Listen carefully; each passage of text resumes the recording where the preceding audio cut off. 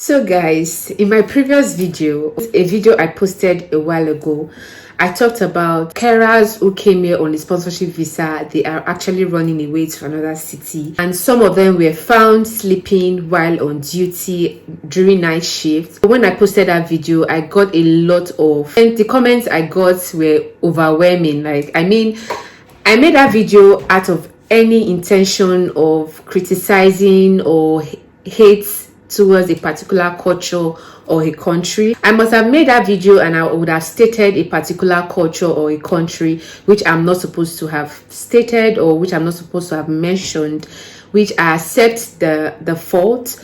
But then when I made that video, I was actually talking about Africans, like we people who got that opportunity of coming here to the UK to work on a sponsorship visa, and they are making use or misusing that opportunity, which might have long run block other opportunities for genuine people who wants to use this opportunity to move to the UK. I'm sorry if that video was very offensive to you. It was not my intention or any intention of passing hatred. If you found that video very offensive, I'm making this video to say that I'm sorry. It was not intentional. Actually, I spread love. If you know, my name is Love, so obviously I don't have any sort of hate in me to pass it to any other person. In my previous video also, I talked about, if you know that this job is not for you, please don't apply to this job. There are other means of coming to the UK. You don't need to spoil that opportunity for yourself, because those people who actually ran away, whether they are from this particular culture or country, or they are from any African culture, it can happen to anybody. Anybody can fall into that category. And I think in that video I said that where we come from, some of us are not used to night shift. Majority of us, we don't even have jobs that require night shifts, so it's understandable that majority of them were sleeping. It can happen to anyone, regardless from where you're coming from, or the culture you represent, or the country you're from. So this job is not for everyone. It's not for the faint-hearted. It requires a lot of patience, humility, zeal, love, and hard work, to be able to do this sort of job. And I made mention of these categories or these things in my previous video. I am sorry that it affects anyone that have watched that video. They feel irritated, or they had this perception that I'm passing hate towards their culture or their love. I am very sorry. That was not intended. And if that's got you angry or made your emotions very high, I am sorry about that. Kulu temper from so some persons were saying that I was lying. On this channel, I don't think that with the growth at the moment, I want to use lies to build it up. That's basically not what I want to do on this channel, building informations on lies, or building my channel on lies based on I have to get information.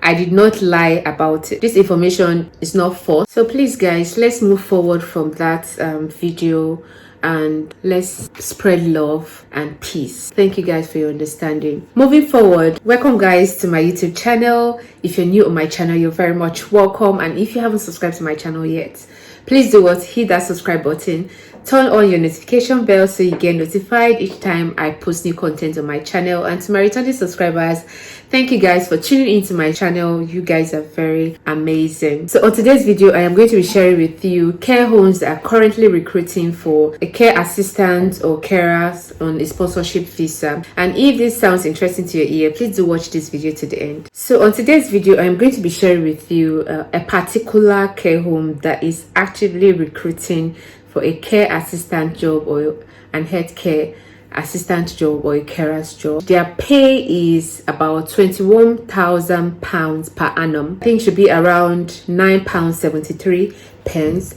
per hour. The care home is CAREMARK. They are currently recruiting for care workers who require a tier 2 sponsorship to stay in the UK. If you're living in the UK, this is a good opportunity. This is a care home that is recruiting for people who need to stay back in the UK and work on a sponsorship visa. Candidates must already be living in the UK but need a sponsorship visa. So if you're living in the UK, this opportunity is for you. Please do well to apply to CAREMARK. They are currently recruiting for a care assistant or healthcare assistant position. The location is Hemel Hempstead, Welwyn Garden City, Hatfield, St Albans, Harpenden, Lichworth, Stevenage, Baddock, and Itchen. So these are the places they are going to be requiring the service of an healthcare assistant. CAREMARK is a well-established and highly valued company that offers home care, personal support, home health, companionship service. Due to the nature of this particular role, you will need a full driving license. So that's why they require those who live in the UK that needs a sponsorship visa to remain here in the UK. So they will need a full driving license, and access to a car is essential. So if you have a car, it's quite a good edge for you to get this job. And also, if you have a good or a full driver's license, you are required for this position.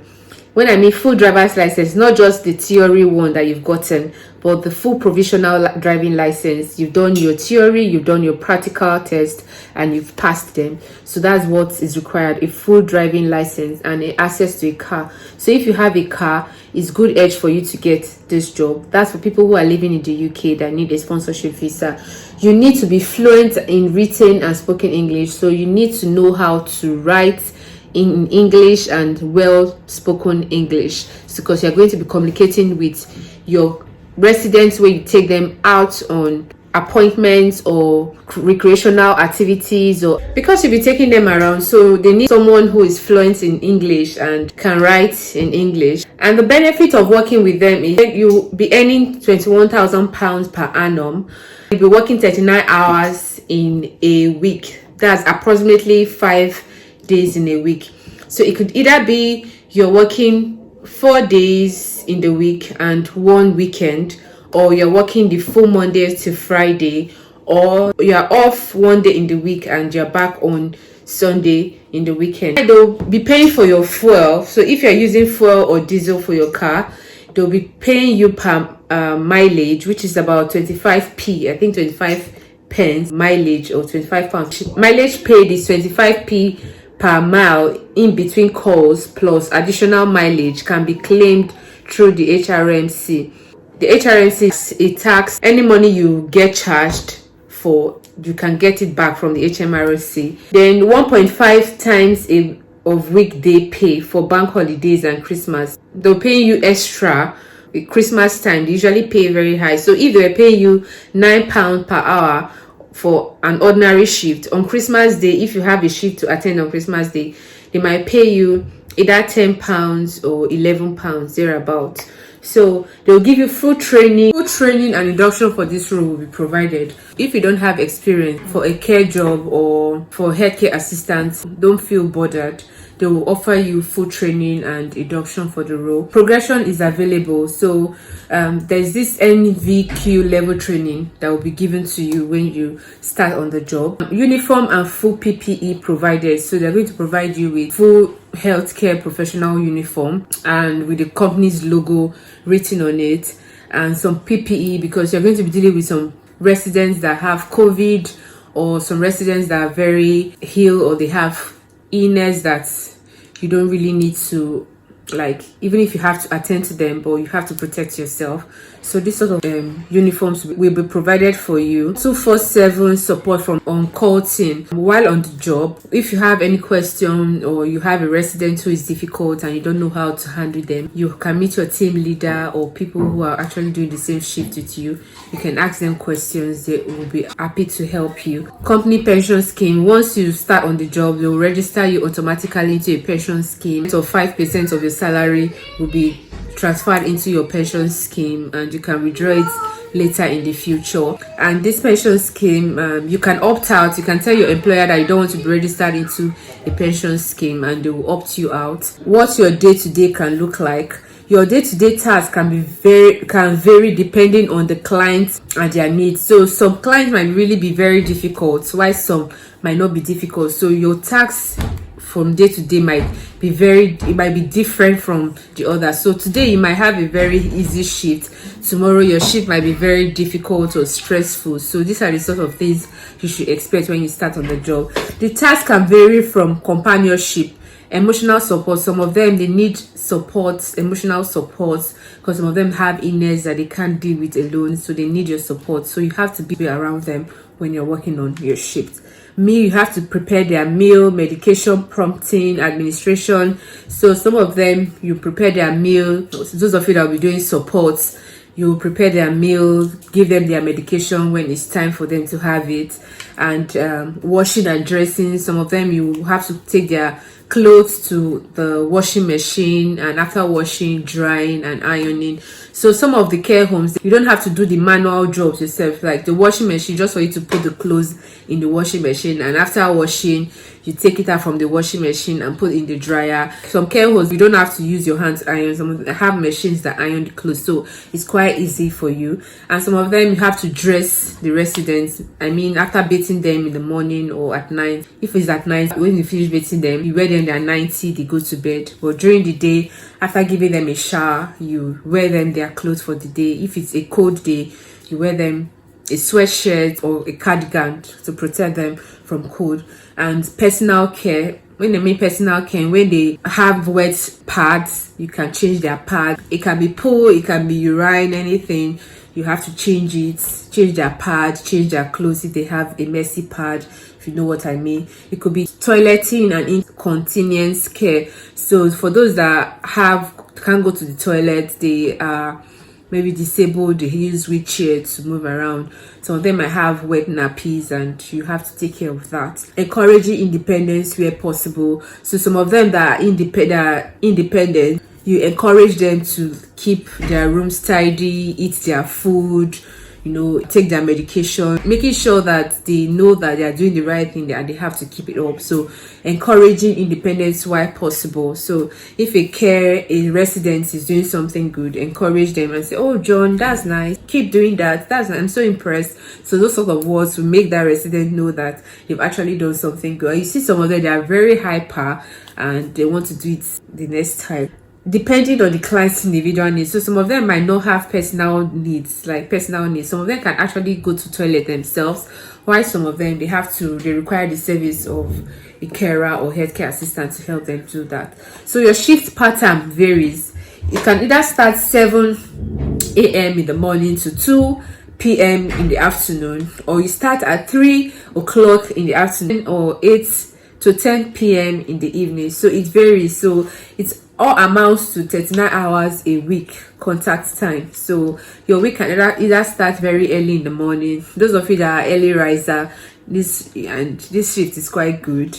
You can start 7, you know that you'll be back home in the afternoon to pick your children. Then those that feel like, I can't wake up in the morning because I have to take children to school, you can actually start 3 p.m. in the afternoon. So that's why I said, when you go for an interview and they ask you about this time, be sure to explain yourself. Be sure to be open to tell them that this time work for you, because I have kids. They are so keen on making sure that you are there for your children and you're able to take care of them. And the ID candidate for this job must hold a full driving license, like I've said, and have access to your own car, like I've said previously.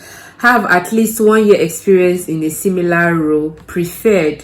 So if you've had an experience in this role, which is quite good, you can start on the job or apply for it. You can either have a degree. When they mean ideal, someone that they're actually looking for. But if you have this sort of qualifications, you can still apply. But the ideal candidates that they want, you must have a car and you must have got experience in similar role and a degree in health and social care, which is preferred.